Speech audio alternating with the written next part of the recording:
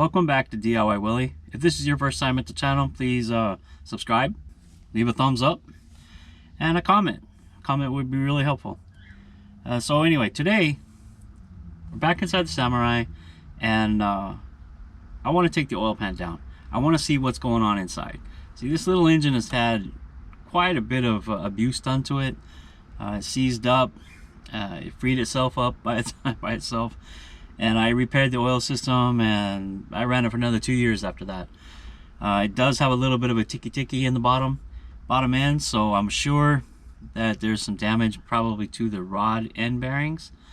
And I think by taking the oil pan down, I'll be able to see that, how much play is on the rod ends, and just if it's worthy of putting it back together, or if I'm destined to just have to rebuild it.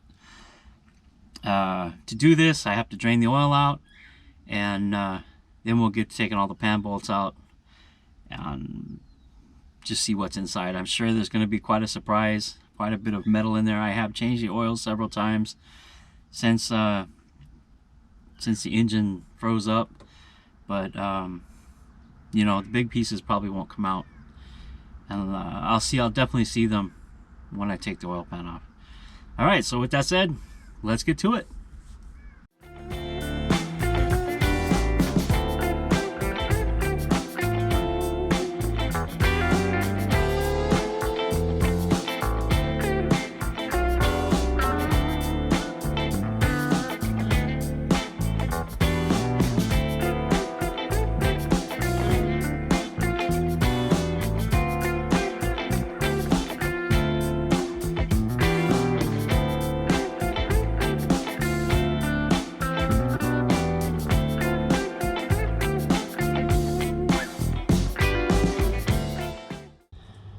Right now we're going to get up there and take out all the bolts around the oil pan. They're 10mm heads, so I'm going to use my electric driver and hopefully make this as fast as possible. All right.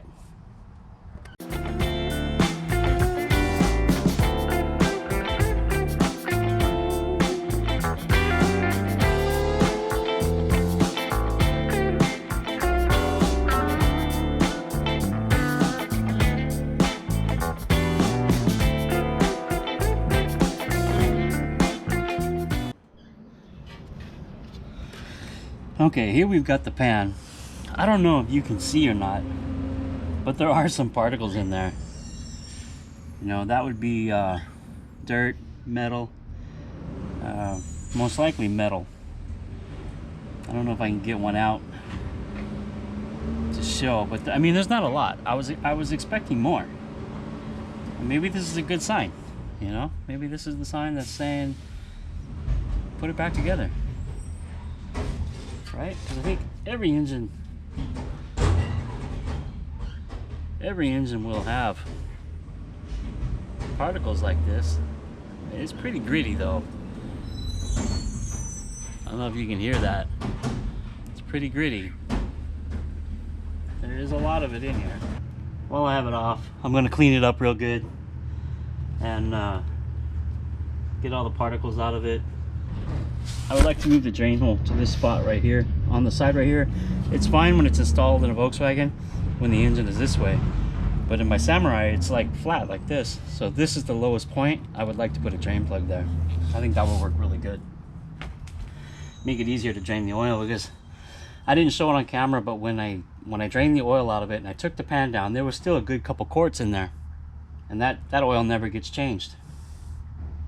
I didn't realize how much there would still be in there before, so if I can find somebody to weld that drain plug in there for me, that would be great. All right, just gonna finish cleaning it out here, wiping it down, getting it all nice and clean as best I can. I will go ahead and wash it just to get any of the sludge and the heavy particles out.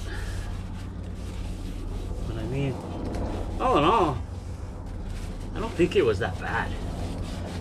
So I get it cleaned up here, we'll get a look at the rod ends, the bottom of the engine, and see how that is. I'm starting to wonder if it's really really was just the head gasket, you know, that causing it to have such low compression. You know what? That would be a miracle if that were the case. There.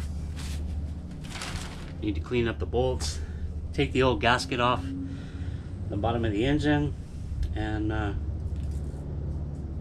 get it ready to go back on. All right. Okay, so here we have the oil pan off. We've got number 4 cylinder, number 3, number 2, and number 1. Or excuse me, number 1. I want to check and see if there's any play in the rods bushings. You know, that's number 4. Doesn't seem to have any real play in it. Number 1 seems pretty tight too. In fact, it's moving the whole car. So now we'll rotate it around and bring number 2 and 3 down.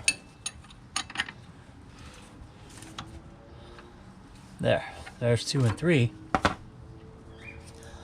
And again, really doesn't seem to be any play. So I guess I'm good here. I guess this is showing me that I got a few more miles left on this bottom end. You know, now obviously with RPM, this could all change with the RPM going in there and these things having more chance to slap or have more time to move on the crank. But as I can see right now, it all looks pretty good. Yeah, so we'll just clean this up. I'll spray some carb cleaner in here and clean out some of the goo that's inside the pickup. We'll have to take off the old gasket. I've already cleaned up the pan. I'll show you that here in a second. And then I'll put the new gasket on and we'll put the pan back up. And then I guess I'll just start putting it back together because I don't know. I really don't have the time or money to put what it needs into it right now. So if I put it together with the parts that I have, and I cross my fingers, and it starts, yay, we were successful. If not, oh well, it didn't hurt because, you know, it wasn't running anyway. Yeah, let me show you that oil pan. Okay, so here we're looking at the wheel pan. Cleaned up nice. Get all the heavy debris out. Cleaned up the hardware as best I could. Just need to spend a little more time in here. I'll take some carb cleaner and clean that out, make sure there's no sludge in there. Other than that, it looks really good all the way around. No severe dents or anything like that. I know I wanted to move that drain plug to the low point here, but I've been like this for 4 years already. I'll leave it alone. So yeah, I guess we'll put it back together.